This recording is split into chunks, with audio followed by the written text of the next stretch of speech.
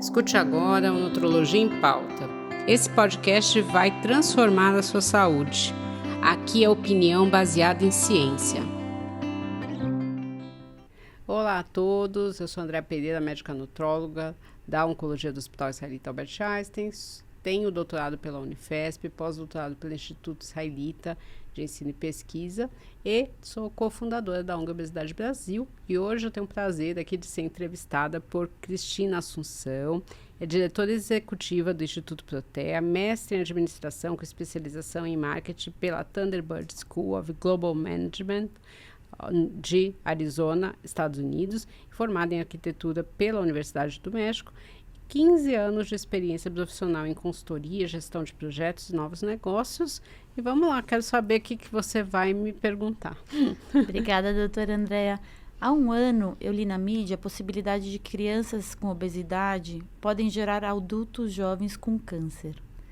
Essa relação existe? Essa relação, infelizmente, existe, né? A gente tem uma proporção muito maior de adultos com obesidade quando eles têm isso na infância, porque muitas crianças, principalmente os homens, eles perdem peso na adolescência, né, no pico de crescimento, mas eles têm uma chance muito maior de engordar depois. As mulheres já não têm tanta perda de peso na adolescência, elas podem continuar com obesidade e isso se mantém.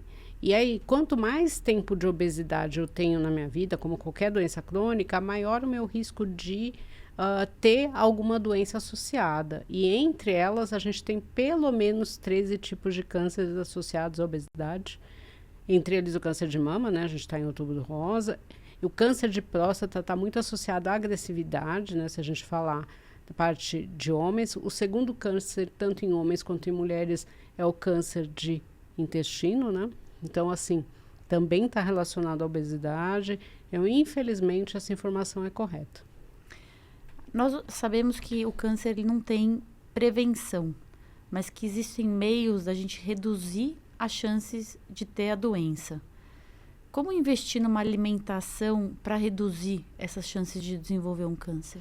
Então, não tem nenhuma dieta específica, uma dieta especial para reduzir câncer. É o básico, é uma dieta equilibrada. Então, vamos começar, né? O que a gente tem de mais evidência científica, que é uma unanimidade, é o consumo de frutas, verduras e legumes. Eles deveriam constituir aí pelo menos metade da nossa refeição. Então, se eu pensar num prato, 50% deveria ser frutas, verduras e legumes. Infelizmente, o brasileiro está consumindo cada vez menos. A gente vê isso em um país que produz frutas, verduras e legumes o ano inteiro, com uma variedade enorme. Isso é muito triste, né? Então, a gente usa muito mais, por exemplo, suco artificial do que o suco natural. E a gente tem, inclusive, o preço, que é muito diferente. Se eu pegar 2 litros de refrigerante, muitas vezes ele é o valor de um copo de suco natural. Então, aí a gente vai discutir uma série de coisas que deveriam ser melhores, né? E muitas vezes eu escuto assim, mas é mais caro. Mas você pode escolher frutas da época, verduras da época, chegar um pouco mais tarde na feira e pegar os produtos mais no final que você, né? O produto não precisa ser lindo. Muitas vezes acontece isso. Tem até algumas ONGs que fazem isso, né? Elas vendem produtos que foram descartados porque eles não estavam tão bonitos, mas ele é nutricionalmente bom. Então, tem jeitos de você não gastar tanto e você consumir. E mesmo fazer pequenas hortas na casa, né? Às vezes você tem um terreno lá e dá para você fazer isso. Então, esse é um ponto. Outra coisa que tem aumentado no Brasil é o consumo dos produtos industrializados, principalmente os ultraprocessados. Então, o produto ultraprocessado está relacionado a câncer. Essa era a minha próxima pergunta. Então depois a já gente está me respondendo, então, mas era exatamente isso.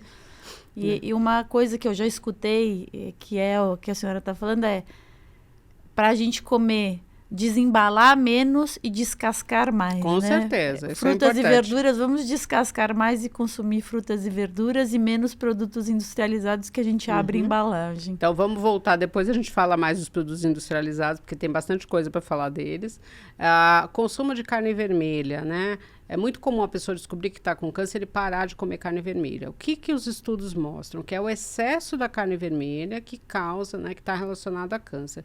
Então, se eu dividir a carne vermelha ao longo da semana com as outras proteínas de origem animal, carne branca, ovos, leite e derivados, eu não vou ultrapassar o consumo de meio quilo a 700 gramas por semana de carne vermelha. né? Então, assim, aí se eu distribuir bem, eu não vou ter risco. Realmente, isso quando chegou nos Estados Unidos, esse estudo foi uma bomba, porque eles começam o café da manhã com bacon, que é carne vermelha. E uma outra coisa que às vezes as pessoas não sabem, carne de porco é considerada carne vermelha. Então, ela entra aí nessa conta também. Tá? Outra coisa, excesso de açúcar. A gente sabe que o excesso de açúcar, ele é muito calórico, né? Ele pode levar, principalmente nas pessoas que têm uma tendência a diabetes ou açúcar no sangue, isso pode aumentar o risco de câncer. Fala-se muito do açúcar, mas fala-se pouco do sal. O excesso de sal também aumenta o risco de câncer. E aqui no Brasil a gente consome em média o dobro da quantidade de sal recomendada. Então, a gente sempre fala para evitar colocar saleiro na mesa, evitar colocar muito sal na comida. Eu sempre falo que o bom, você sabe que você está consumindo pouco açúcar e pouco sal na sua casa, quando você come fora e acha tudo ou salgado ou muito doce. Porque o teu paladar está acostumado com pouco. Se você não tem essa percepção, então é um sinal que você está usando muito sal e muito açúcar na sua casa. Bebida alcoólica, eu acho que se fala muito pouco da relação da bebida alcoólica com o câncer. A gente está no Outubro Rosa, né? Então, infelizmente, para a mulher, o álcool é mais cancerígeno que para o homem. Então, o álcool tem uma via cancerígena, que ele faz uma mutação na célula, né, para os dois, para homem e para mulheres. E para a mulher, ele ainda tem uma via hormonal. Então, aumenta o risco de câncer, principalmente câncer de mama, útero, ovário. Então, a gente tem uma relação importante. Então, o ideal é realmente evitar o álcool. Consumir só em uma ocasião especial e quando consumir pouco. Porque toda vez, por exemplo, que a mulher ultrapassa uma taça de vinho ou uma lata de cerveja ou um drink, ela tem mais risco de ter essas duas vias acionadas. E o homem, né, no caso de duas. Então, 2 latas de cerveja, né, 2 taças de vinho, 2 copos de algum drink. Aí a pessoa fala, nossa, mas eu tomo uma garrafa inteira. Então, toda vez que você faz isso, é melhor você dividir isso ao longo da semana do que você consumir no mesmo dia, né, tanto alimento. Então, assim, ter uma alimentação equilibrada é fundamental. Outra coisa, o consumo de fibra, principalmente para os cânceres do trato gastrointestinal. Então, se eu consumir bastante fruta, verdura e legume, eu vou consumir mais fibra, produtos integrais também, né? E não é alimentação, mas eu acho que é fundamental, é a prática de atividade física. Então, você praticar atividade física de forma regular, né? Atividade física programada, que eu sento lá e falo, não, hoje é o dia que eu vou pedalar, que eu vou correr, que eu vou andar. Isso é fundamental também para a gente prevenir câncer e para controlar peso. Porque hoje, um dos fatores que causa muito câncer é a obesidade, como a gente falou na outra pergunta, né? Então, a alimentação saudável mais atividade física também ajuda a prevenir a obesidade e indiretamente eu previno o câncer. Numa das coisas que você mencionou sobre o sal, é engraçado como a gente muitas vezes sai para almoçar, as pessoas nem experimentam um prato, e vem um saleiro e já põe o sal mecanicamente, né? Uma coisa já, ela nem pensa. E eu acho que faz a gente refletir. E eu acho que muito importante é isso, a alimentação é desde que a gente nasce, né? É o cuidado que tem que ter... Sempre. De criança, adolescente, adulto, é um cuidado intenso. Por que os alimentos industrializados oferecem um risco de câncer de mama? Então, alimento industrializado, principalmente os processados e ultraprocessados, o que é isso, né? São alimentos que são totalmente químicos. Então, é uma batata frita que não tem batata, é um suco de laranja que não tem laranja... ele tem muito corante, muito conservante, e aí ele vai ter muito sal, muito açúcar e muita gordura, que é tudo que a gente falou que aumenta o risco de câncer. Então, assim, muitas vezes, se eu comparar, né, um pote de suco, um pote dependendo de um iogurte, metade daquilo é só açúcar. Porque assim, tanto o açúcar quanto o sal quanto a gordura, eles tornam o alimento mais gostoso. Não tem dúvida disso. E a indústria sabe disso, ela joga muito bem com isso. Então, ela quer que você consuma cada vez mais, né? Que você não consiga parar de comer. A gente vê vários produtos dessa propaganda, né? Que você não consegue, e não consegue parar de comer mesmo, porque isso foi testado e foi feito para isso. E aí, com isso, você tem um consumo muito alto, né? Dessas 3 coisas, fora corante e conservante, né? Que acabam te levando a ter mais risco de câncer, não só câncer, outras doenças crônicas. Tanto que a gente vê, né, uma forte relação com o aumento dos casos de câncer com o consumo dos alimentos industrializados.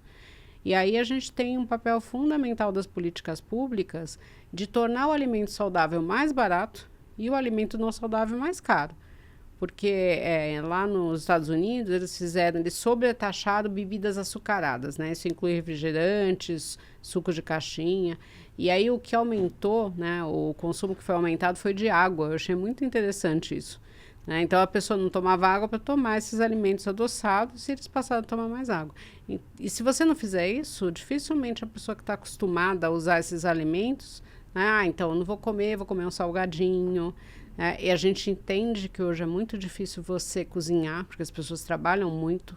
Mas se você envolver a casa inteira, se você pegar um dia para você deixar meio preparado as coisas para te ajudar quando você chega em casa, vai ser fundamental para a sua saúde. Não tem a menor dúvida disso. Eu acho que muitas vezes pela praticidade, pela rapidez, pela falta de tempo que as pessoas têm em preparar a alimentação, você prefere pegar um pacote. Mas uma fruta é só descascar. Sim. Mas tem essa questão hábito, toda, né? Tem a questão do vício também, porque os alimentos industrializados eles causam o que você falou de vício mesmo, de uma dependência de você querer e não conseguir parar de comer. Sim, sim. A última pergunta que eu tinha, existem os chamados superalimentos, né? Alimentos que protegem o corpo de doenças, como o câncer de mama. O que se sabe? Que tipo de alimentos são alimentos benéficos para você ajudar no corpo da mulher e de alguns homens, né? Que a gente sabe que o câncer de mama também pode acometer homens. Quais seriam esses alimentos que a gente poderia indicar para as pessoas usarem? Então, eu acho que os superalimentos, eles não são muito vendáveis, assim, eles não fazem um estrondo na internet, eu nunca vejo os influencers falando para você consumir, mas frutas, verduras e legumes, com certeza, todos eles são superalimentos.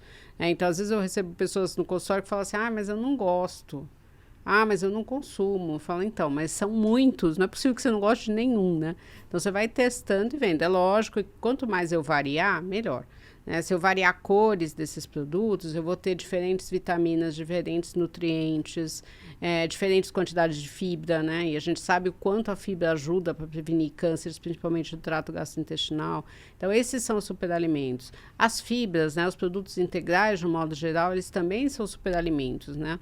O produto integral, qual que é a diferença do produto não integral? Ele tem um processo industrial diferente, então eu acabo manipulando menos esse alimento pela indústria, né?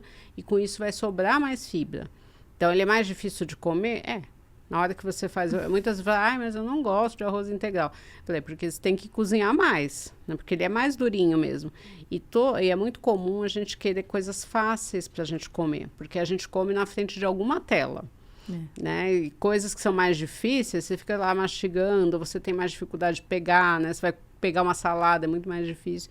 Então, isso é mudança de hábito da casa inteira, né? Então, isso é importante. Eu acho que as proteínas, de um modo geral, então, por quê? Porque a proteína, ela aumenta a massa muscular.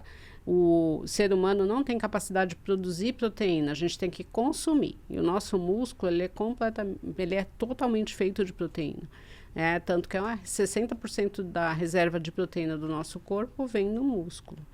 Então, eu preciso consumir a proteína. Mas precisa ser proteína de origem animal? O ideal é você dividir, né? Metade proteína de origem animal, metade proteína de origem vegetal, que geralmente são os grãos. Se eu não consumo proteína de origem animal, eu preciso pelo menos dobrar ou triplicar minha quantidade de consumo de proteína vegetal. Porque a densidade proteica do vegetal é menor do que a proteína de origem animal. Então, quando eu decido, por exemplo, ser vegana ou ser vegetariana, é muito importante procurar um profissional de saúde para você equilibrar a tua dieta. Não é só tirar, né? Porque muitas vezes a pessoa chega e fala, nossa, eu estou perdendo músculo. E perde mesmo. E por que isso é importante, né? O músculo, ele protege a gente também de doenças crônicas e ele melhora a resposta ao tratamento do câncer. Então, eu preciso ter um músculo saudável. Isso depende da dieta também. É lógico que o exercício tem um papel fundamental, porque músculo parado, ele atrofia. Então, a gente precisa fazer, mas não adianta eu fazer o exercício se eu não tenho nutriente. Isso. E não adianta eu ter um nutriente se eu não faço exercício. Uma coisa depende da outra. Há coisas que se fala muito, né? De um modo geral nas mídias, é o glúten e a lactose. A gente não tem nenhum estudo que comprovem que consumir glúten ou lactose cause câncer. Tá? Então, a gente só tira das pessoas que realmente têm intolerância.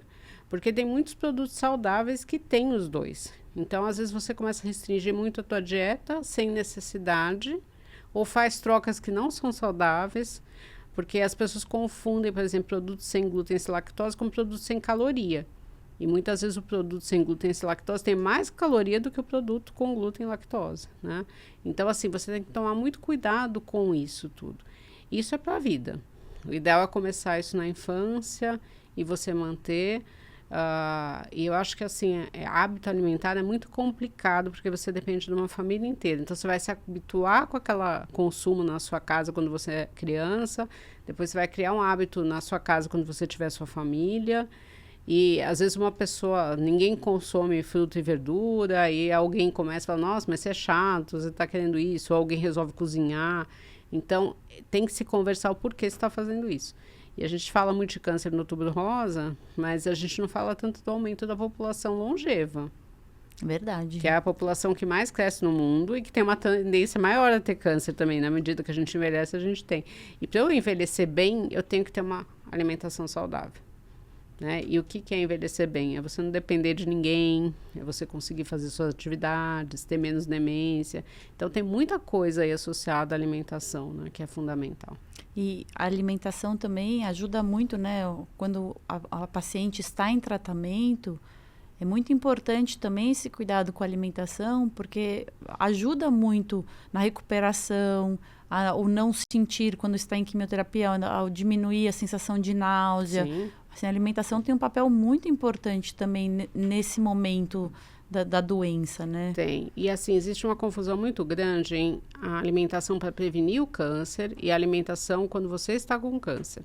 Então, é muito comum as pessoas só terem consciência da alimentação para prevenir o câncer quando elas estão com câncer.